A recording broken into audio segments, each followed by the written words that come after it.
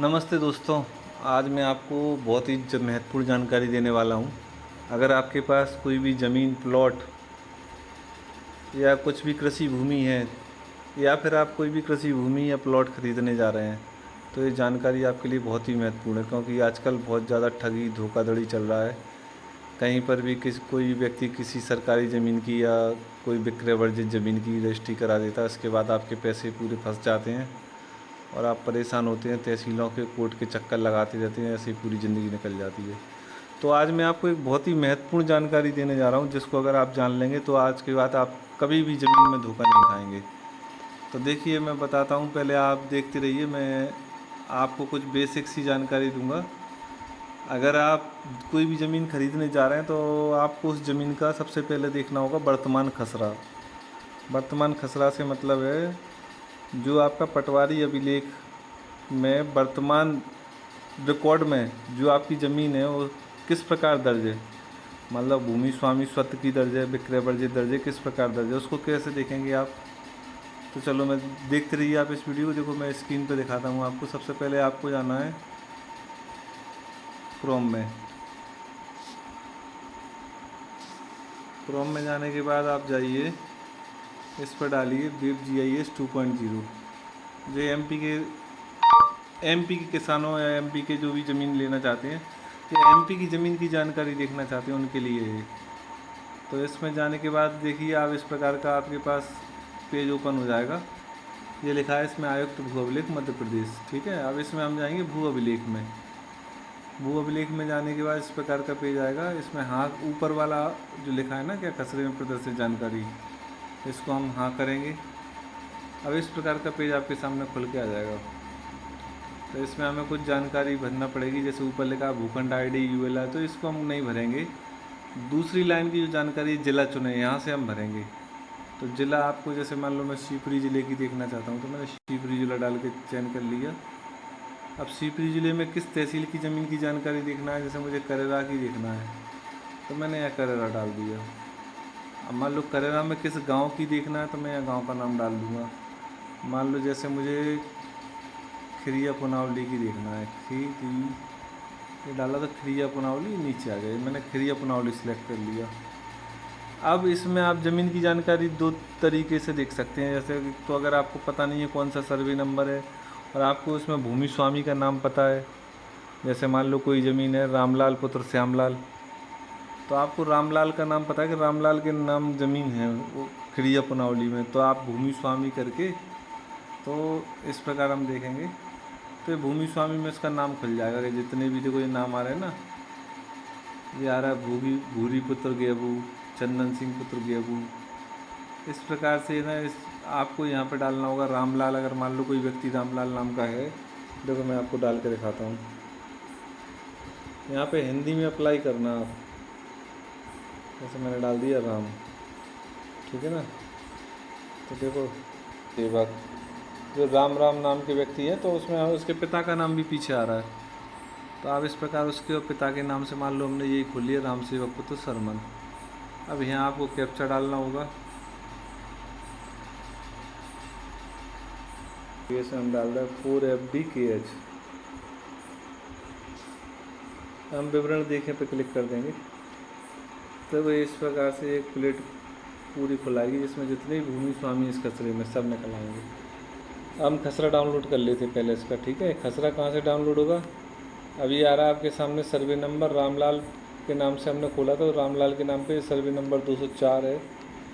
ये जो 3 डॉट दिख रहे हैं आपको, यहाँ पे हम क्लिक करेंगे तो यहाँ से आप नक्शा भी डाउनलोड कर सकते हैं और उसकी खतौनी भी देख सकते हैं और खसरा भी देख सकते हैं।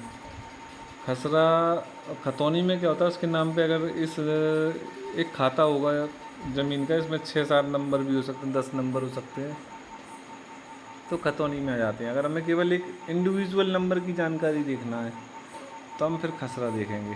तो हम खसरा देखें पे क्लिक कर देते हैं अभी, तो हमारे सामने इस प्रकार खसरा खुल जाता है। अब देखिए यहाँ पे खसरा ये सर्वे नंबर 204 का खुल गया है। इसमें ना इसका रकबा देखिए, रकबा आ रहा है 0 रकबा से मतलब एरिया 0.02 हेक्टेयर। ये हेक्टेयर में है। इसको आप चाहो किसी भी स्केल में चेंज कर सकते हो अपने कैलकुलेटर, जो आपके मोबाइल पे कैलकुलेटर रहता है उसकी मदद से। हेक्टेयर से आप फुट, स्क्वायर फुट में बता सकते हो या फिर स्क्वायर मीटर में बना सकते हो, किसी भी में भी स्केल में चेंज कर सकते हो। अगर आपको फिर भी चेंज करना नहीं आता तो आप मुझे कमेंट में लिख के भेजिए, मैं उसका भी वीडियो बनाऊंगा, एक शॉर्ट वीडियो। तो देखिए यहाँ पे आ रहा है वीर सिंह पुत्र लखन सिंह, जाति यादव, और निवासी लिखा रहा है, ये उसका हिस्सा लिखा है 1/56। ठीक है ना। तो यहाँ पे हम उसके हिस्सा से निकाल सकते हैं कितनी ज़मीन है। और ये जो कॉलम नंबर 12 है, ये लिखा है ना ऊपर 12, ये कॉलम नंबर 12 है। इसको हम बोलते हैं कैफियत भी बोलते हैं। इसमें जो जानकारी होगी इसके बारे में, इस खसरे के बारे में कोई विशिष्ट जानकारी अगर होती है तो वो इसमें दर्ज आ जाती है। या फिर कोई नामांतरण जो पुराने हुए हैं वो भी इसमें, उसका प्रकरण क्रमांक वगैरह लिखा जाता है। देखो जैसे ये लिखा है, न्यायालय तहसीलदार करेरा जिला शिवपुरी के प्रकरण क्रमांक आदेश दिनांक के अनुसार भू अभिलेख अद्यतित, यानी कि इस दिनांक को और इस प्रकरण क्रमांक से कोई आदेश हुआ है तहसीलदार न्यायालय में जिससे इस खसरे में कुछ अमल हुआ है, कोई नामांतरण अमल हुआ होगा या कुछ भी आदेश से जो भी अमल हुआ हो। ठीक है, ये तो हो गया खसरा। हम इसमें ये देख लेंगे खसरे में कहीं विक्रय वर्जित तो नहीं लिखा है या अस्थानांतरणीय तो नहीं लिखा है। विक्रय वर्जित का मतलब होता है जो विक्रय, जिसका विक्रय ना हो सके इस ज़मीन का, जो सरकार ने किसानों को खेती करने के लिए दी है, बेचने के लिए नहीं दी। तो उन ज़मीनों को जो सरकार से मिली हैं, उन अर्थात पट्टे हुए उनके, उन पर विक्रय वर्जित दर्ज कर दिया जाता है, जिससे वो ज़मीन, अगर कोई आपको मान लो विक्रय वर्जित ज़मीन पकड़ा देता है या आपको रजिस्ट्री करा देता है तो उससे आपको फिर बहुत दिक्कत होगी, उसका नामांतरण नहीं होगा और आपके पैसे चले जाएंगे। तो सबसे पहले हमें यही देखना है वर्तमान खसरे में कहीं विक्रय वर्जित या फिर बैंक बंधक कहीं लिखा हो कि बैंक बंधक है भूमि, तो ये भी देखना है आपको। इस खसरे की सारी एंट्री को अच्छे से पढ़ लें। अगर इसमें कहीं विक्रय वर्जित तो बैंक बंधक नहीं लिखा है तो आपका एक चरण पूरा हो गया है। तो समझ लीजिए आपने अभी एक चरण पूरा कर लिया, आपने इसमें देख लिया वर्तमान रिकॉर्ड में आपकी जानकारी खसरे की सही है। अब हम देखते हैं दूसरे चरण में आपको क्या करना है। अब दूसरे चरण में हमको ये करना है कि आप इसका चाहो तो नक्शा भी देख सकते हो। ठीक है, हम दूसरे चरण में आपको बताते हैं फिर आपको क्या करना है। दूसरे चरण में आपको ये करना है कि आपको अपने उस गांव के पटवारी से मिलना है।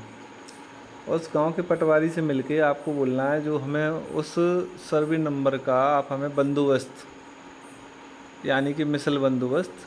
मिसल बंदोबस्त का मतलब ये है कि सरकार ने 1984 लगभग 1984 के आसपास सभी गांव में बंदोबस्त किया था।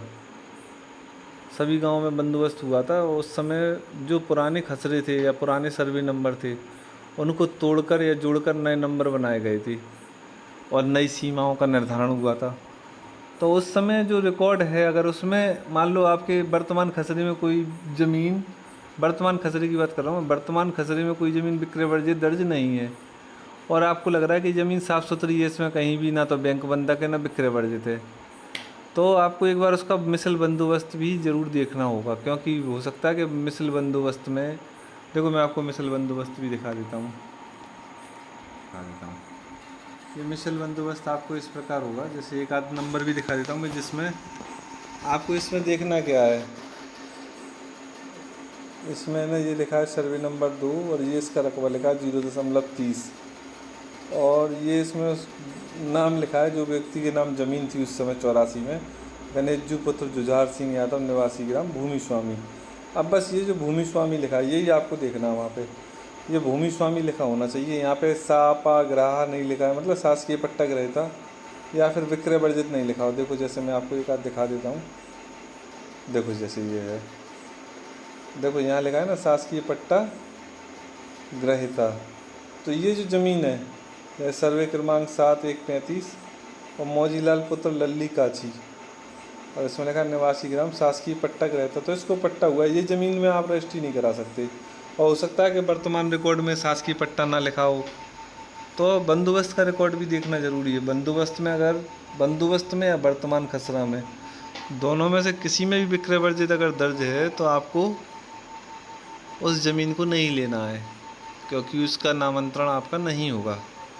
हाँ, एक शर्त में नामांतरण हो सकता है, अगर इसकी परमिशन ली जाती है, कलेक्टर साहब के यहाँ फाइल चलती है, तो वहाँ अगर कलेक्टर के न्यायालय से आपको अनुमति मिल जाती है। हालांकि ऐसे बहुत रेयर केस होते हैं, अनुमति मिलती है, तो वहाँ से अनुमति लेके भी आप रजिस्ट्री करा सकते हैं। लेकिन आपको ऐसी ज़मीनों में पड़ना ही नहीं है, क्योंकि ये दिक्कत करेंगी फिर। ठीक है ना। तो ये दो चीज़ें आपने अगर देख ली तो समझ लो कि लगभग आपने ज़मीन का 80% रिकॉर्ड चेक कर लिया। तीसरा क्या रह गया तीसरा आपको क्या देखना है, चलो मैं वो भी दिखा देता हूँ आपको। तीसरा एक तो आपको ये देखना है कि आपको एक ऐप डाउनलोड करना है, एमपी किसान। ये देखो, ये मेरे पास डला है एमपी किसान ऐप, ये मैंने क्लिक कर दिया। ये वाला ऐप देख लो अच्छे से, इसको डाउनलोड कर लेना। आप मौके पे जाइए, जैसे आपको कोई ज़मीन अगर बेच रहा है तो वहाँ पे आप मौके पे जाइए और ज़मीन पे खड़े होकर आप इस ऐप को खोलना। इसमें लिखा है ना, इस ऐप को आपने खोल लिया। अब इसमें देखो 7वें नंबर पे एक ऑप्शन है, 8वें नंबर पे सीमांक, हम इसको खोलेंगे। सीमांक को टर्न ऑन कर दिया, ओके कर दिया। मैंने लोकेशन ऑन कर दी। अब देखो अभी वो ले आएगा ज़मीन पे। देखो ये पहुंच गए हम ज़मीन पे, ठीक है ना। जैसे मान लो अभी मैं यहाँ बैठा हुआ हूँ, तो यहाँ के देखो सारे सर्वे नंबर आपको दिख रहा है। देखो इसमें ये पूरा नक्शा डाउनलोड हो क्या जाता है। ये केवल एमपी के किसानों के लिए नक्शा, ये एमपी में ये भी व्यवस्था की है शासन ने ऐसी कि नक्शा ज़मीन के ऊपर डला हुआ आ रहा है। तो यहाँ से हम देख सकते हैं, जैसे ये सर्वे नंबर है, ये देखिए ये 377/2 और ये 377/3 हमारी लोकेशन यहाँ बता रही है इस समय है। तो मतलब हम इस ज़मीन में खड़े हैं, कौन सा सर्वे नंबर 375/2, हम यहाँ इसके आगे खड़े हैं हाईवे के पास, ठीक है ना। तो हम ये भी देख लेंगे कि इस ज़मीन में हम खड़े हैं वो सर्वे नंबर कौन सा है। जैसे हमने देख लिया 375/2 है, इसकी हम सीमा भी घूम के देख सकते हैं। जहाँ जहाँ हम घूमेंगे वहाँ लोकेशन जाएगी, तो ये भी पता पड़ जाएगा इस ज़मीन की सीमा क्या कहाँ तक है। हालांकि ये सीमाओं से आप एकदम 100% निर्धारण नहीं कर सकते कि ये सीमाएं जो आपको ऐप में दिख रही हैं वो सही हैं, क्योंकि ये केवल एक नॉलेज के लिए ठीक है। इससे सीमांकन या अपन इससे स्पष्ट 100% एक्यूरेसी के साथ सीमा नहीं बता सकते, या नहीं कह सकते कि ये एकदम 100% एक्यूरेसी के साथ सीमा बता रहा है।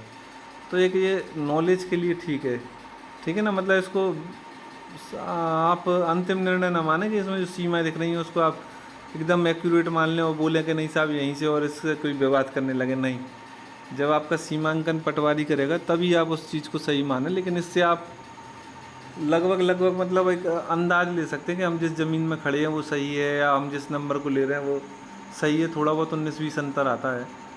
तो इससे आप ये देख लो कि ये सर्वे नंबर जैसे ये दिख रहा है 375/2 हम ले रहे हैं, ठीक है ना।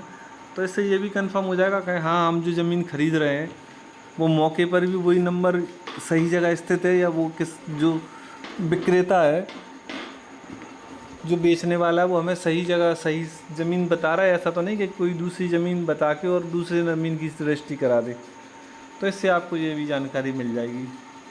हालांकि अब वीडियो बड़ा हो रहा है, मैं अगले वीडियो में आपको और बारीकी से जानकारी दूंगा। अभी इतने में आपको 3 चीज़ें समझ में आई होंगी कि आपको ज़मीन की 3 स्टेप करना है। फर्स्ट स्टेप में आपको क्या देखना है, ज़मीन का वर्तमान रिकॉर्ड देखना है, जो कि ऑनलाइन आपको वेबसाइट पर मिल जाएगा, मैंने आपको बता दिया है। नंबर 2 पर आपको क्या देखना है, नंबर 2 पर आपको पटवारी के पास जाके मिसल बंदोबस्त या बंदोबस्त रिकॉर्ड देखना है, कहीं उसमें ज़मीन शासकीय पट्टा विक्रय वर्जित तो दर्ज नहीं है।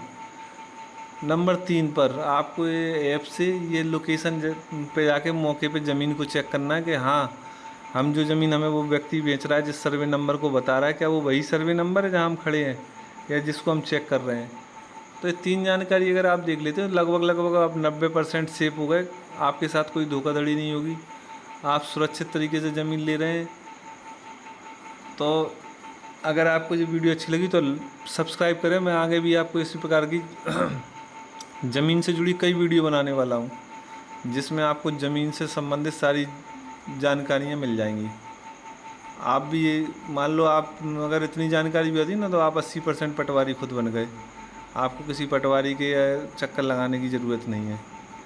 ठीक है, तो आप सब्सक्राइब करिए, लाइक करिए। मैं आगे आपको फिर वीडियो देता हूँ नई बना के ज़मीन के संबंध में, जिससे आपकी जो ज़िंदगी भर की पूंजी है वो सेफ रहे। Okay, thank you.